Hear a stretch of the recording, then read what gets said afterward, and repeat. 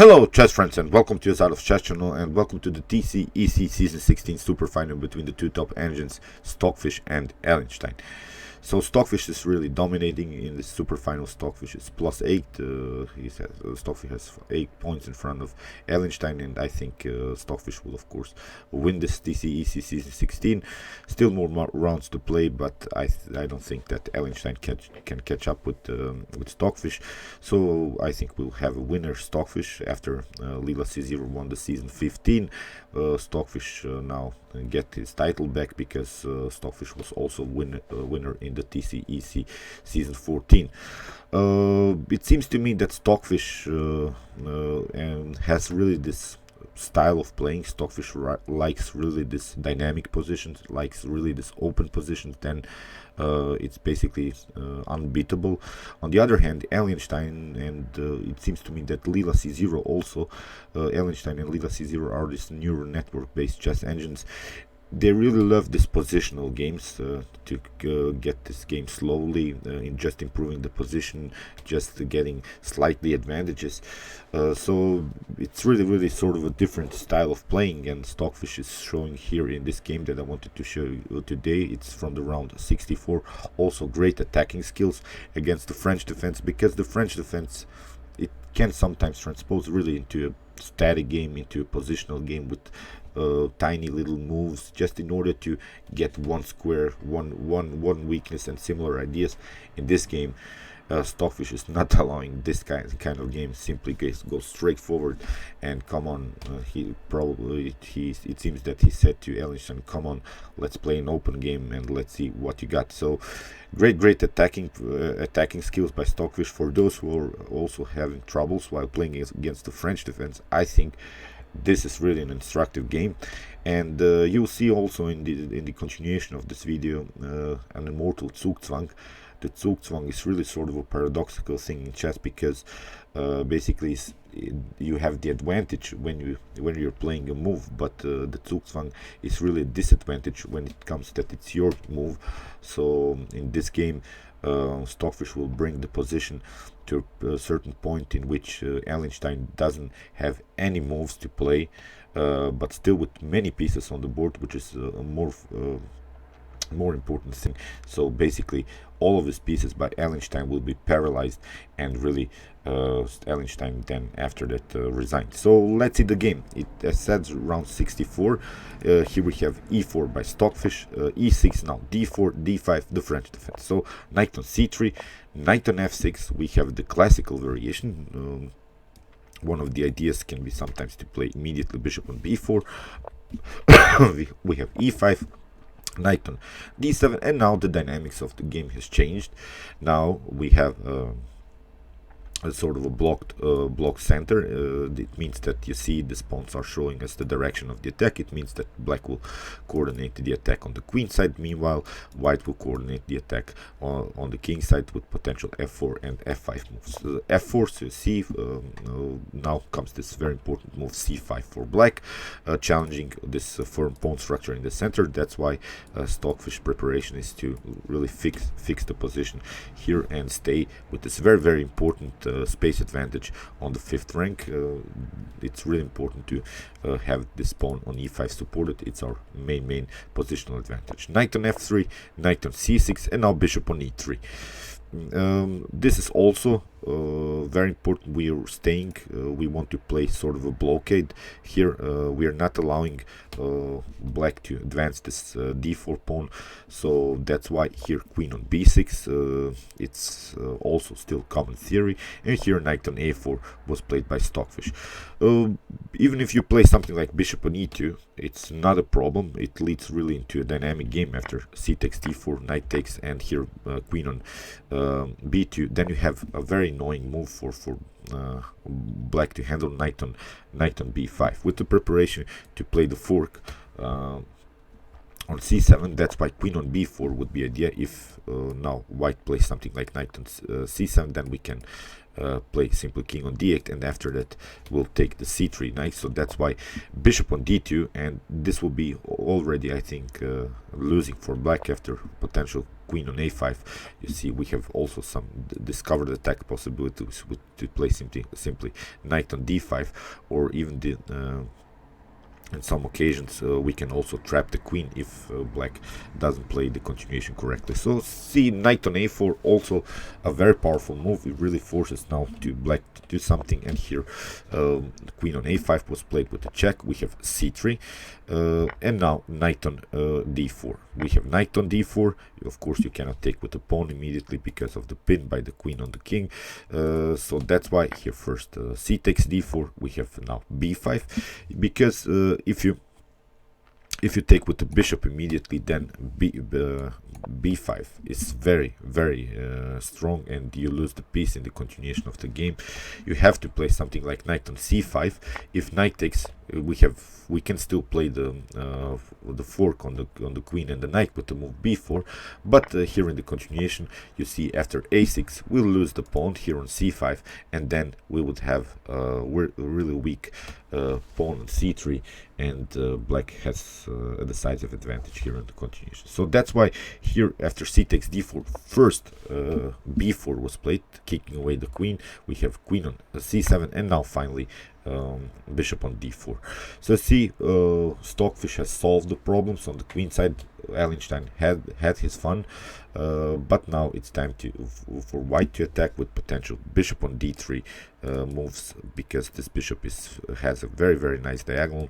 On the other hand, these bishops by black are really blocked out, and that's now a huge difference in the continuation of the game, because although as the evaluation here is equal for both sides, but here if you look at this position from a piece activity point of view, I think white has the decisive advantage. So bishop on e7 was played. Now comes this move bishop on d3, and you see how dangerous now this bishop on d3 is. It's really the best minor piece of white on the board. Knight on b8, of course with the preparation to play knight on c6, challenging the bishop on d4. We have castling, and now b6, also with some ideas maybe to play something like bishop on a6 to get rid of this really annoying bishop on d3. Now rook on c1 was played, and now knight on c6. We have bishop on f2. Stockfish gets out of this attack. Stockfish wants to stay with all of his pieces on the board. This is really a great style of playing chess, because you see Stockfish doesn't go into this positional trades of pieces, it's not going into the simplifications of the position. Wants to stay with the pieces on the board, and then build sort of an attacking formation, because you need many pieces in order to attack your opponent. Castling was played by Allien Stein. You see d4 is not so good because of this very nice discovered attack by the rook on the queen. So you cannot crack this very firm pawn structure here on the queen side. In the continuation we could play something like c takes d4, and if you take, then bishop on b5 is very dangerous. You have to protect, and then rook on c4 is very dangerous. It will be basically game over. You have to get out of the pin.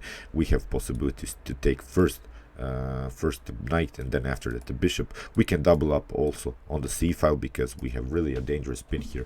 So that's why this immediate pawn breakthrough is not possible, although Allien Stein would love to play this move to really simplify the position, but so far it's not possible.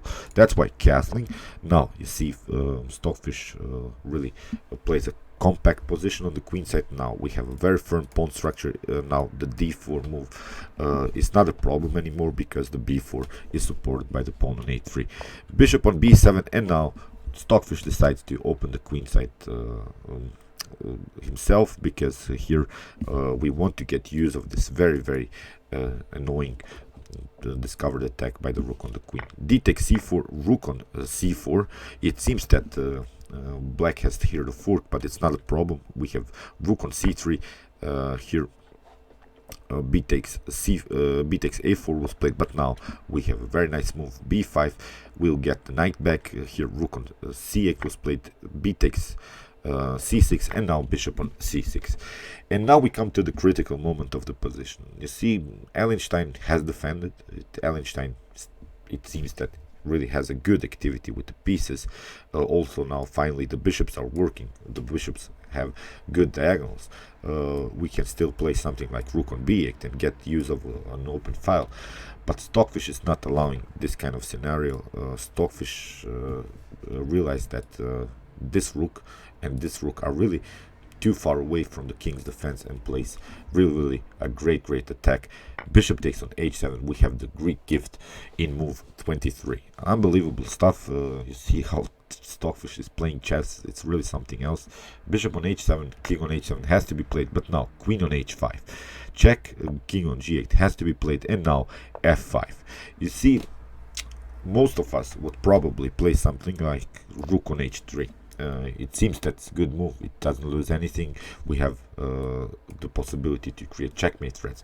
But after f5, queen on h7, now king on f7, you can just play this perpetual checks. It's not winning for white, so that's the difference. How Stockfish is attacking and how probably I would attack in this position. So I would for sure play the move rook on h3. I wouldn't find the next move that Stockfish is play, because even in this position, if f5, and even if we play this en passant on f6, again it's not a problem. It's even a worse variation for white, because after bishop on f6 we can place some kind of checks, but now you see the king can even escape. After bishop on c5 we have king on d8, and although the black's king is a little bit endangered, but it's a better position for black here. Here we can regroup a little bit, get a compact position and get use of our extra piece. So that's why you see after king on g8, Stockfish didn't play this move rook on h3. Stockfish played f5, and this is now the difference. You see the evaluation here is better for white. After f5, queen on e5 was played, and now rook on h3. Now finally rook on h3, because we are not allowing black to play the f5 move himself, and also we have a good supporter of this very important g6 square. Sometimes the king can escape through the g6 square, so that's why f5 was a very nice move. So here g6 was played by Allien Stein. Basically you don't have good moves anymore. If you try something like g5 here, then we have f takes e6. After queen on g7 we can take queen on f7, queen takes, pawn takes on f7, and you have to play something like king on g7, and now we have bishop on d4. It's very dangerous. If you try something like f6 here, it's even worse, because now we have queen on h7, and now we have rook on g3.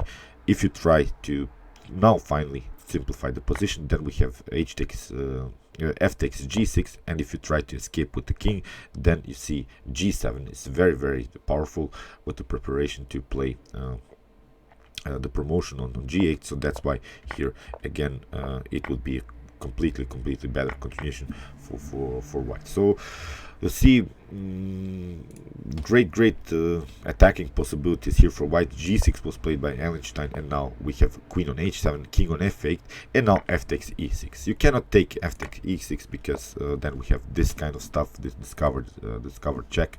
If you try to get the queen in between, it's not a problem. First we have queen on e7, and now after king on g8 we have queen on h7, even checkmate. So after f takes e6, here queen on g7 was played. Now bishop on e3, queen takes, rook takes on h7, and still we have this very nasty stuff on the f file.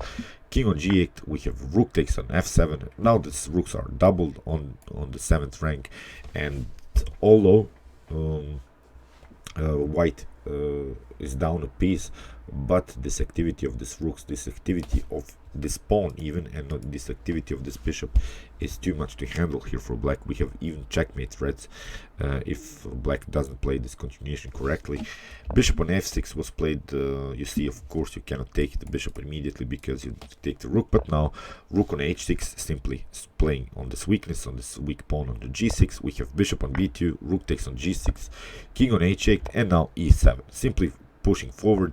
We have bishop on e8, but now rook on h6, we have king on g8, and now rook on f8. This, you see how Stockfish gets a little bit more up. Stockfish occupied with his two rooks now the 7th rank. Now Stockfish will occupy even the 8th rank. But the more important thing about this 8th rank is that we have the 8th ranked supported with this pawn on e7. So there are some promotion threats if in some occasions the rook takes the rook on f8. So this very nice support of this pawn is very important. It's not the same to play now with his rooks without this pawn, and with the support with this bishop. Again, we have very nice attacking possibilities. King on g8 was played. Now you see rook on h8, and this is now the preparation of Stockfish to play this ZUGZWANG. You see this bishop is a little bit stuck because you cannot play it very actively because you lose the rooks on the 8th rank. King on g8 was played. Now you see rook on g8, king on h7, and now g4. Now Stockfish simply plays forward because here black doesn't have counter attack possibilities. You can play something like rook on c1, it's not a problem. We can play king on f2, and maybe you have another check, but you can simply go forward, and still you have troubles on the 8th rank. So here after g5, bishop on e5 was played. We have bishop on c5, rook on g6, and now rook on d8. It's still again a preparation. You see this bishop cannot play actively. You cannot attack also because you get the counter attack, and still we have possibilities here. You see the problems. We can take also this rooks and then promote to e8. So you see this bishop is stuck to the defense of this rook on b8. This bishop has only one square to play. After a6 we have king on f2, bishop on f7, and now h3. We have bishop you cannot take really this this rook because then we have e8 with the queen with the promotion. It's if you take, then we can take this bishop, play after that something like bishop on d4, and create also checkmate threats here on g7. So after bishop on g6 we have king on f3, a5, and in this position Allien Stein even resigned. You see this overload of pieces is really annoying. In the continuation we will try something like king on g4, h4, h5, g6, and as I said, it was really a great ZUGZWANG. The only piece that you can play with is really this bishop, and it doesn't have good squares. You have to play it on this diagonal here, g6, bishop on f7, 8, maybe something like bishop on e6. But you see, you cannot leave the defense of this e8 square, because then white will simply promote the queen and it will be game over. So you see, perfect and immortal ZUGZWANG here played by Stockfish. You cannot play with the king, you cannot play with the bishop, you cannot play with the rook, you cannot play with the pawns anymore.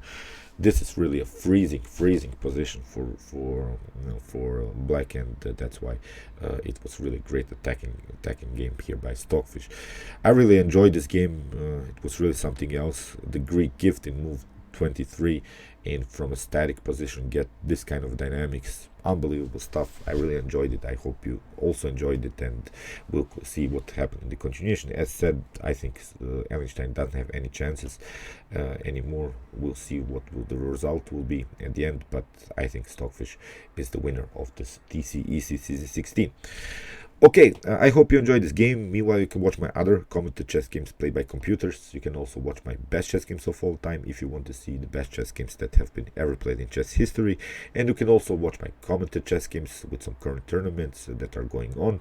And you can also subscribe to my channel if you like this content. Thanks you for watching, guys, and chess is the best, of course.